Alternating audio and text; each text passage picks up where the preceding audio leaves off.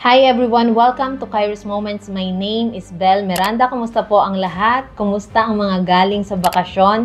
I hope you are enjoying your journey with God as well as sa inyong pamilya, sa inyong career, sa inyong negosyo o kaya kung ikaw ay estudyante sa mga nag-aaral. Just enjoy every moment with the Lord, His goodness and His faithfulness dahil napakabuti pa ng Panginoon. So anyway, maraming salamat po for supporting Kairos Moments sa ating YouTube channel as well as sa ating Facebook page. Ganon din po sa ating TikTok account. Maraming salamat po, lalong-lalo na po sa mga nag-share, nagla-like at nagko-comment. Or even if you're just watching, it's okay. We really appreciate you. Sobra-sobra po. And glory to God for everything that He has done, not only for what He has done, but for who He is in our lives.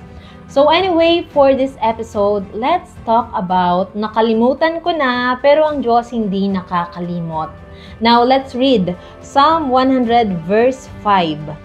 For the Lord is good, His mercy endures forever, and His faithfulness to all generation. Now, last year po, itong aking iti-testify para sa video na ito ay nangyari last year. Now, even if hindi po lagi ko pa sinasabi, habang nabubuhay tayo, ang mga challenges sa buhay, they are inevitable.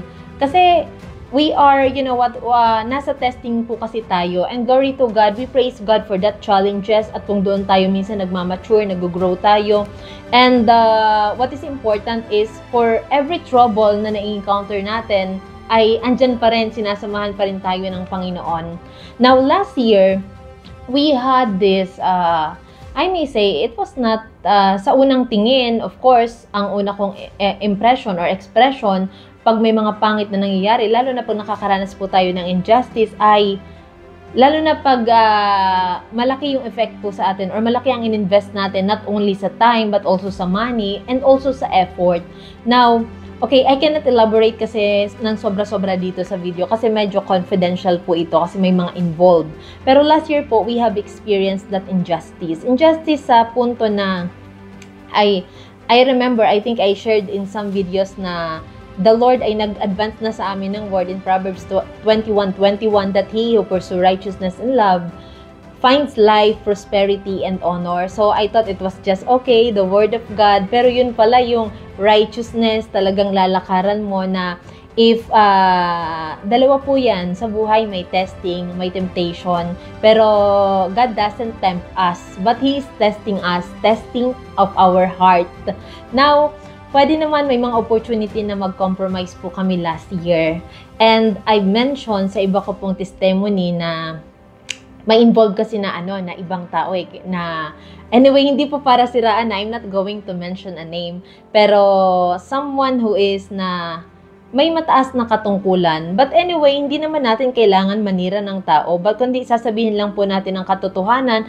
Pero syempre sabi nga po sa salita ng Panginoon, never laugh at the misfortune of other people. So whatever, kasi though hindi naging maganda ang aming karanasan doon sa isang opisina na isa sa kliyente namin because sabi ko nga po nakaranas kami ng injustice wherein may involved na malaking amount, hindi lang yon 100,000 but we're talking about millions. And bukod doon, nag-invest kami ng time, ng effort at nagtiwala kami. But at the end of the day, because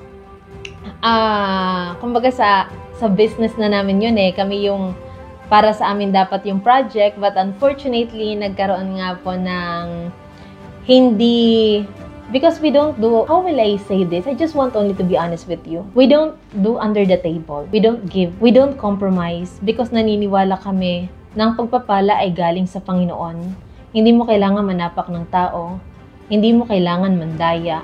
At lalong, paano ako magbibigay ng example ba dito sa video na ito?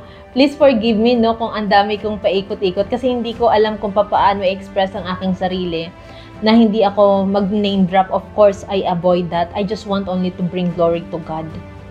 Yung ang dami nating opportunity na pwede ka naman daya because pera na ang dami ng opportunity, pwede ka makipag-bargain para lang makuha mo yung project. Pwede ka mag-under the table, you can pay, but you're not doing it because it will never give glory to God. And it's very unfair to other people. Now, because we choose righteousness, because we're thinking last year na, if sasabay tayo if magko-confirm tayo sa mundo, this will not please the Lord. Pero alam niyo po, yung kapalit po noon, because we did not confirm sa standard, sa mga normal po, and I praise God for this, dadanas ka ng pain, dadanas ka ng disappointment, pero what is important is, we just need to stand firm in the Lord. In fact, we spent millions for that project. We invested, even may mga ibang tao din na nag-invest ng effort nila. But we ended up, because we say no to corruption, we say no to injustice, we say no to unrighteousness, and we did not confirm sa standard. So, ayun, nakaranas kami ng injustice kasi hindi kami umuoo eh. Kasi hindi kami sumabay sa standard ng mundo eh. And I was deeply in pain during that time, especially, alam niyo po no, even if you will be deceived, even if you may be trapped, pero the hand of God is not really sure to rescue you. Sa madaling salita po, sobra po ako nasaktan. In fact, I asked the Lord, Lord, bakit po ito nangyari? Why did you allow this to happen? But we still praise you, God, and we still trust you. But Lord, help us to discern more. That was one of our prayers. And you know what? Ang inayos pala nun ng Panginoon ay yung puso namin. And sabi ko nga po, na-mention ko sa ibang testimony, it became hard first. I tried my best to pray. Sabi sa Bible, pray for your enemy, forgive someone who offended you. Kahit na nilamangan ka, natapakan ka, let's forgive. Pero it's not easy, but we have to do it. And we cannot do it with using our own strength. We need the strength of God. We need the guidance of God. We need the help of Him who is our Creator. So, ang tinetest pala dun sa akin ng Panginoon is to forgive. Ang unang ginawa sa amin ay ang daming injustice. So, ang unang move ganon, nakaranas kami the same office. So, it became hard for me to pray for that person and even for some other people around him. Pero, pangalawa, dinisqualify na naman kami the same office. So, I tried to pray for these people hanggang sa, Lord, help me. Pangatlo, the same, disqualify pa rin kami. Another injustice na naranasan namin. But I praise God for what He has done in my heart, especially sa akin po. Kasi sometimes, hindi naman babaguhin ang mga tao sa paligid mo or the people who offended us. But ang binabago ang puso natin, tayo mismo. So, yung pangatlo ata or pang-apat na injustice that the same office did to us ay, for the first time, I think, towards these people, I na-experience ko po, and I praise God for this. I learned how to really forgive and pray that, Lord, bless these people na wala pong halong kaplastikan. I bless these people, Lord, guide them, protect them, and patuloy mo po silang i-bless, God, with a sincere heart. And alam niyo po, and in fact, after po noon, naka-move on na po kami. As in, promise naka-move on po kami. Okay, I'm talking about one office. Another, this happened also last year. Ngayon ko po tinitestify. Another, we have also friend who deceived us. Para kami na-scam. Hindi parang, kundi na-scam talaga. Na friend namin na marami na pala siyang na-scam. And I tried na to forgive. I tried na i-pray siya talaga with, Lord, bless this person. Kasi sabi naman, pagpalain mo itong mga taong to eh. Lalo even ang mga nakasakit sa iyo eh. But again, it's not easy. We need God. So, glory to God for how many days na pinag-pray ko. I tried and tried, but with the help of God, napatawad po namin yung nanloko sa amin, napatawad po namin yung gumawa ng panlalamang sa amin, and we praise God for that. But God is so faithful. Nakamove on po kami. May opportunity kami magsampa ng kaso. May opportunity kami because we have all the evidence. Pwede kami magsampa ng kaso. Pero pinaubaya po namin all the pains, all the hurts. We just blessed these people. And hindi naging madali. But we declare blessing over them. We prayed for them. And nag-move on kami. Pinatawad namin. Wala na, let's move on. Let's move forward. let's do our job, let's do what we can do. Continue tayo sa business, continue tayo sa kung ano ang pinapagawa ng Panginoon, whatever na money na damage, whatever na emotion, kung nasaktan man tayo, na time, na maraming na waste na time, kalimutan na natin yon at patawarin natin yon. That's what we did. And glory to God, nagawa po namin yon dahil sa tulong niya. But alam niyo po, again, nakalimot kami. We declare blessing over them, but God is the God of justice. In fact, wala po kaming ginawa na nag-surrender na lang kami kay Lord, nagpaubaya lang kami kay Lord, iniyak lang namin sa Panginoon, and God is so faithful. Wala pa kaming ginagawa doon sa isa naming friend, pero may mga taong nagsampa ng kaso, and we just found out na nakulong po siya. And this year po, for the office po na, yun nga po, na pinatawad din namin, na nakaranas kami ng injustice, wala rin po kaming ginagawa. At nakalimot na po kami, but someone called us from other office. And of course, we don't laugh at the misfortune of others. We just, let's just bless these people.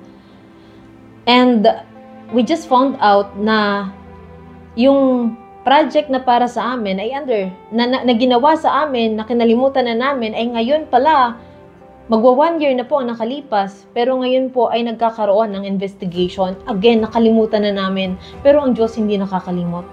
And He will always serve justice. Now, question, are we happy for what is happening to these people na nakaranas kami ng injustice? Of course not. Pero sabi nga natin, we will always eat the fruit of our ways. But of course, let's bless these people.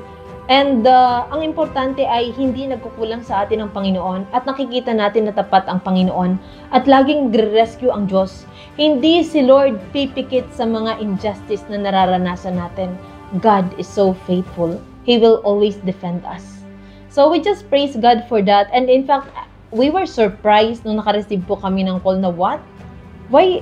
Almost 1 year na, bakit under investigation? Nakamove on na nga kami. Tsaka kahit whatever the result, nakamove on na po talaga kami. And we praise God for that. And susunod, sobra po kami because of the faithfulness of God.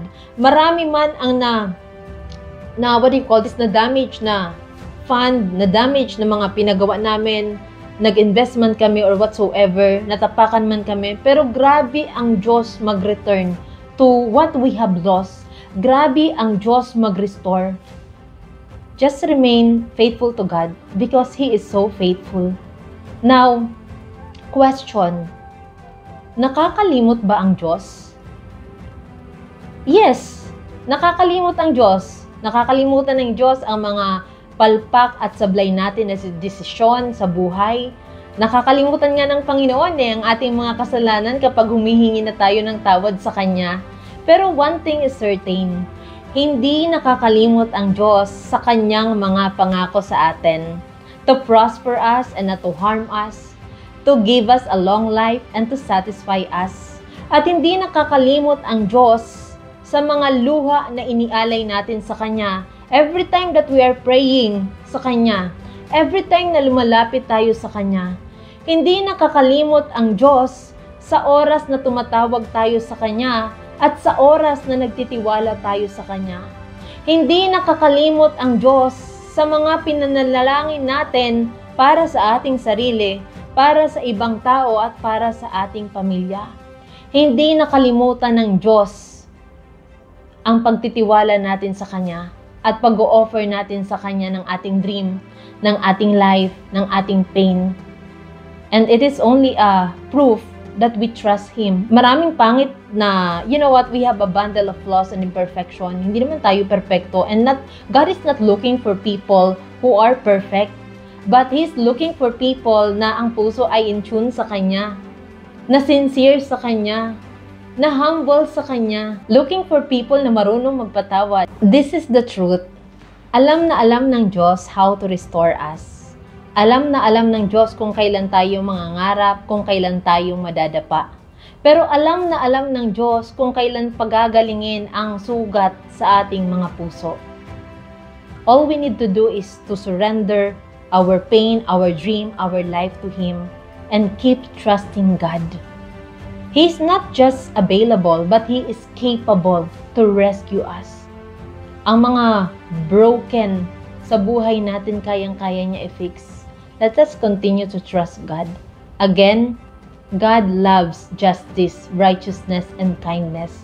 In Jeremiah chapter 9, verse 23 to 24, this is what the Lord says, "Let not the wise boast of their wisdom, or the strong boast of their strength, or the rich boast of their riches, but let the one who boasts boast about this, that they have the understanding to know me, that I am the Lord who exercises kindness, justice, righteousness on earth. For in this I delight, declares the Lord." God is the God of kindness, righteousness, and justice. Continue to stand firm in the Lord and do not conform to the standard of this world. God is so faithful. Again, hindi nakakalimot ang Diyos. Nakikita niya kung ano ang nasa puso natin. Thank you and God bless.